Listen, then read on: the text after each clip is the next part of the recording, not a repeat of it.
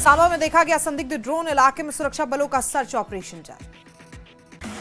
राज्यसभा चुनाव को लेकर कांग्रेस नेशनल कॉन्फ्रेंस में चर्चा तेज। आज शाम तक कांग्रेस को मिल सकती है एक सीट। 3 राज्यसभा सीटों पर उम्मीदवार उतार सकती है नेशनल कांग्रेस।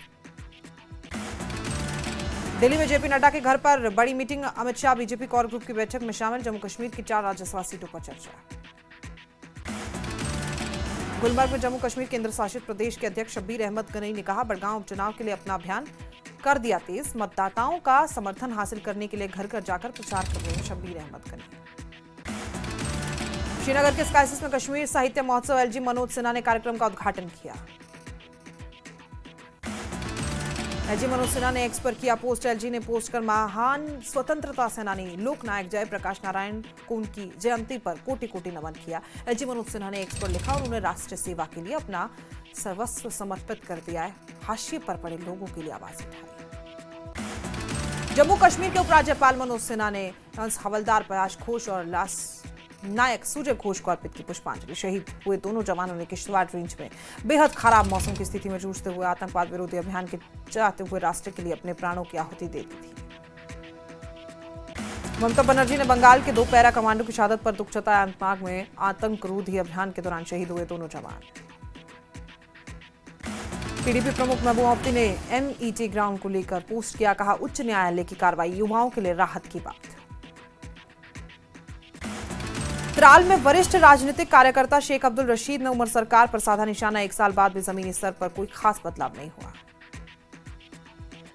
उधमपुर में सीमा सुरक्षा बल ने सत्यापन सह पासिंग आउट परेड का आयोजन किया। 621 रिक्रूट कांस्टेबलों ने भाग लिया। करगिल के कुर्बाथांग में भारतीय सेना ने U-100 और 6 बिना फटे बमों को निष्क्रिय किया। U-100 सबसे पहले नगर समिति के अधिकारियों ने अपशिष्ट प्रबंधन संयंत्र के पास की थी। रिपोर्ट मिलने पर जिला मजिस्ट्रेट ने तुरंत 121 ब्रिगेड के स्टेशन कमांडर को मामले की सूचना दी थी।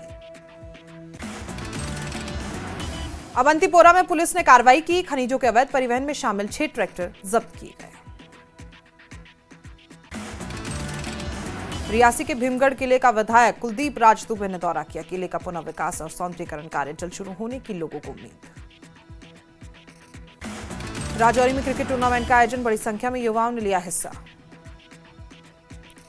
किश्तवाड़ में भूस्खलन की चपेट में क्रूजर वाहन, 10 से 12 लोग वाहन में सवार थे। 3 यात्रियों को सुरक्षित निकाल लिया गया है। राहत कार्य जारी है।